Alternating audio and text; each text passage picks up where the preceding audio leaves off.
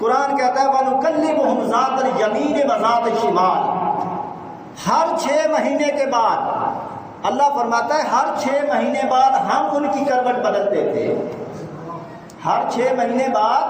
ہم ان کی کروٹ بدلتے تھے، کبھی دانی کروٹ کبھی بائیں کروٹ۔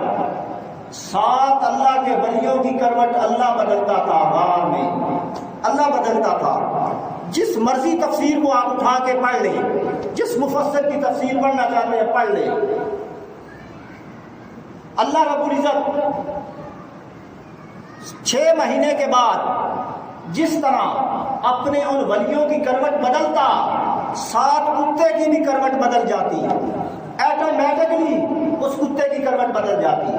یعنی اس کتے کو بھی اس کا فیض ملتا۔ جو کیفیت غار کے اندر